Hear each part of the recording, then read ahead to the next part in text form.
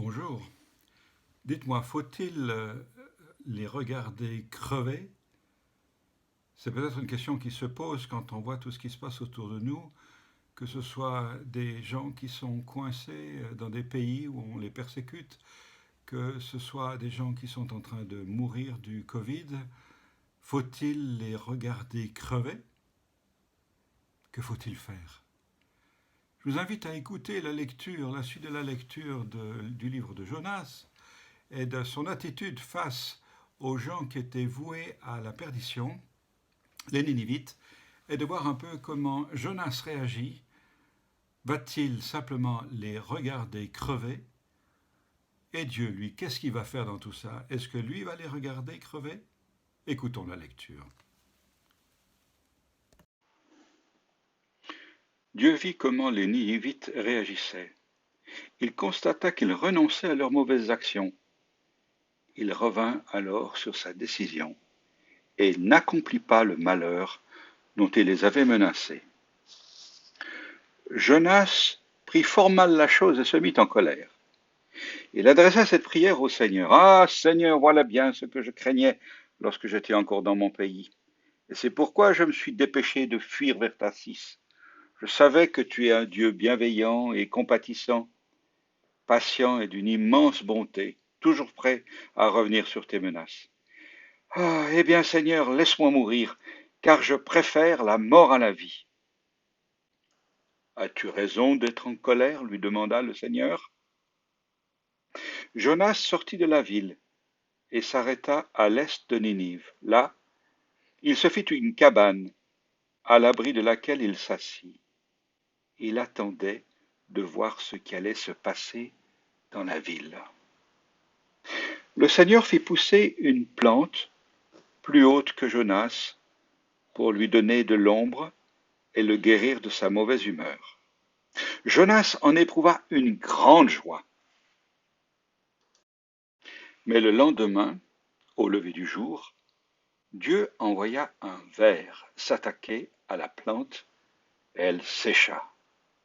Puis, quand le soleil parut, Dieu fit souffler de l'est un vent brûlant. Le soleil tapa sur la tête de Jonas, qui faillit s'évanouir. Il souhaita la mort en disant « Oh, je préfère la mort à la vie !» Dieu lui demanda « As-tu raison d'être en colère au sujet de cette plante ?» Jonas répondit « Oui, j'ai de bonnes raisons d'être en colère, au point de désirer la mort. » Alors le Seigneur reprit « Écoute, cette plante ne t'a donné aucun travail. Ce n'est pas toi qui l'as fait pousser. Elle a grandi en une nuit et a disparu la nuit suivante. Pourtant, tu en as pitié. Et tu voudrais que moi, je n'ai pas pitié de Ninive, la grande ville, où il y a plus de 120 000 êtres humains qui ignorent ce qui est bon pour eux, ainsi qu'un grand nombre d'animaux. » Comme nous l'avons vu précédemment, le message de Jonas porte ses fruits. En effet, les Ninivites se repentent, ils demandent pardon à Dieu, ils réclament la grâce de Dieu sur eux. Et Dieu, dans sa grande bonté, leur fait grâce, il leur pardonne. Voilà qui est insupportable pour Jonas, qui se met à bouder, et même plus, il se met en colère. Jonas ne cache pas ses sentiments plus que négatifs au sujet des Ninivites. Il est franc et parle avec Dieu avec son franc-parler. Il apporte son cœur irrité au Seigneur. Pas de murmures silencieux, ni de critiques derrière le dos du Seigneur, non. Il lui en parle et explique à Dieu ses raisonnements.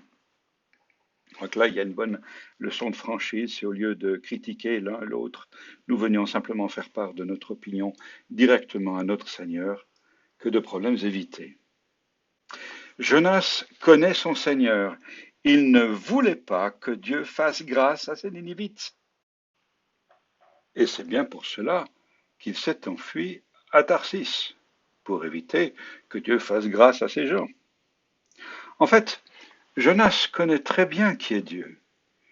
Et écoutons quelques textes que Jonas connaissait. Dieu passa devant Moïse en proclamant encore « Je suis le Seigneur ». Je suis un Dieu compatissant et bienveillant, patient, d'une immense et fidèle bonté.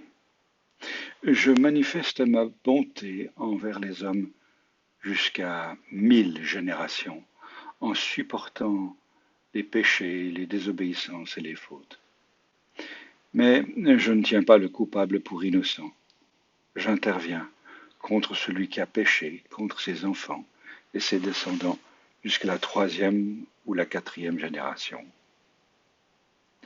Toi, Seigneur, tu es bon, prêt à pardonner et généreux pour tous ceux qui t'appellent. Aucun Dieu n'est semblable à toi, Seigneur. Tu effaces la faute, tu pardonnes la révolte du reste de ton peuple qui a survécu.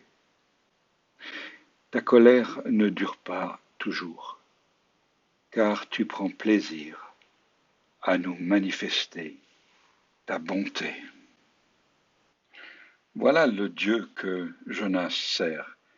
Il connaît la bonté de Dieu à son égard, la bonté de Dieu envers le peuple d'Israël, et il n'est pas du tout d'accord que Dieu accorde tant de bonté à d'autres peuples qu'aux siens. Pour lui, ça devient insupportable. Il faut admettre que Jonas est vraiment profondément agacé par cette grâce donnée gratuitement à ces gens qui ne le méritent pas. Le texte nous dit que Jonas prend très très mal la chose. Il s'irrite profondément. Et Dieu va lui dire, Jonas, as-tu raison d'être en colère? Jonas ne répondra pas cette première fois. Mais Jonas espère quand même que Dieu change et punisse quand même ces gens. Alors il va construire une cabane à l'abri de laquelle il s'assit. Il attend de voir ce qui pouvait bien se passer sur la ville. Dieu pourtant n'abandonne pas Jonas. Est-ce que tu fais bien de t'irriter, mon grand? Dieu va lui faire comprendre qu'il est plus sage que lui. Mais Jonas s'irrite même jusqu'au point de demander la mort. Il boude, il tape du pied. Il construit cette cabane pour voir si jamais Dieu changerait d'avis et détruirait tout de même cette ville. Jonas est fâché, profondément fâché. Et c'est alors que Dieu, dans sa grande bonté, fait croître une plante, un ricin, qu'il s'élève au-dessus de la tête de Jonas pour lui donner de l'ombre et calmer sa colère.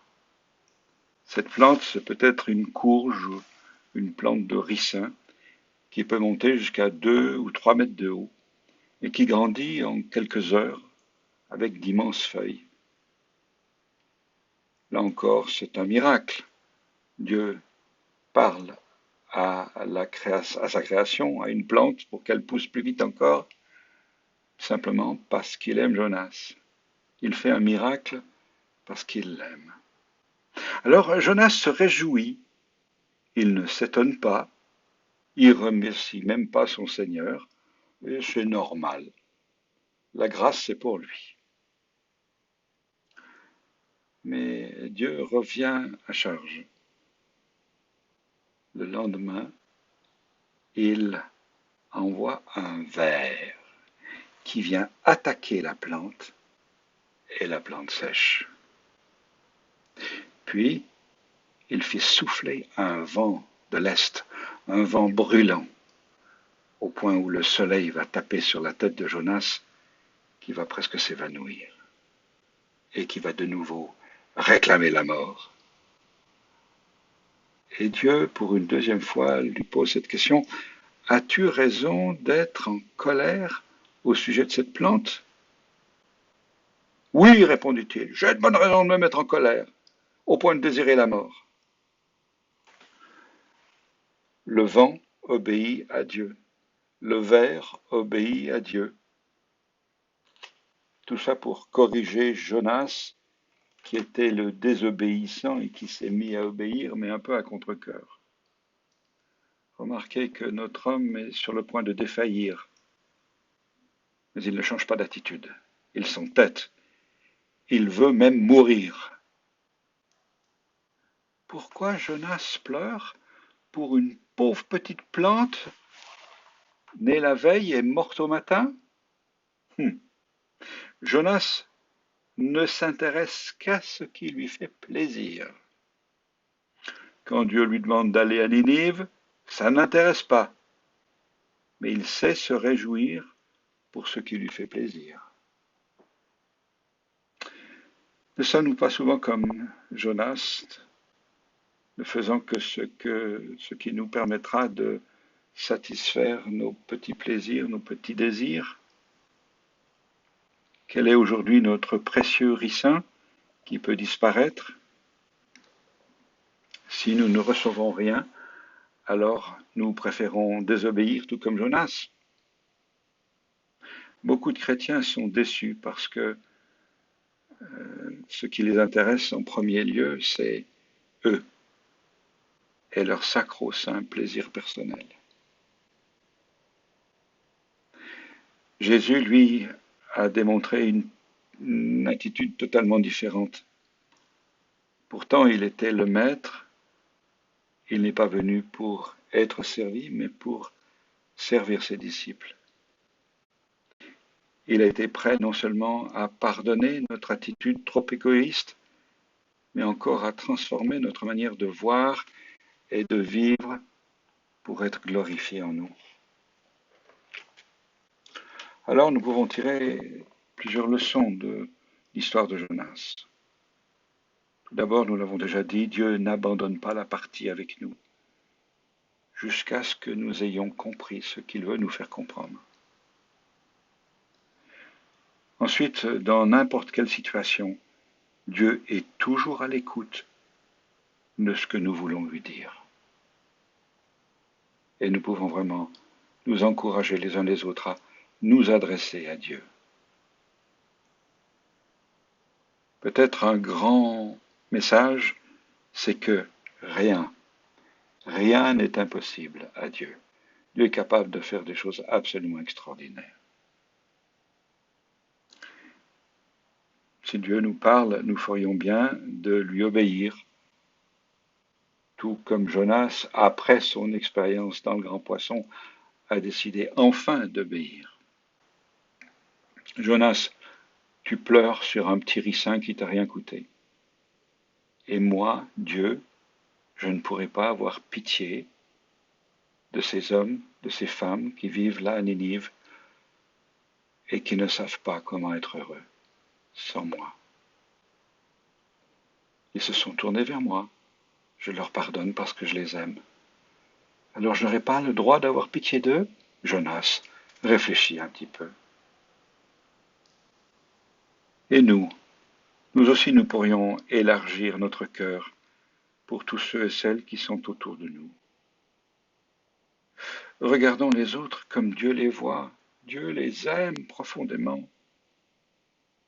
Nous devrions prier pour eux et oser leur parler de Dieu pour qu'ils puissent le connaître ce bonheur d'être aimé sans condition, comme nous-mêmes. Oser élargir son cœur. Je vous invite vraiment à regarder ceux qui sont autour de vous d'une nouvelle manière.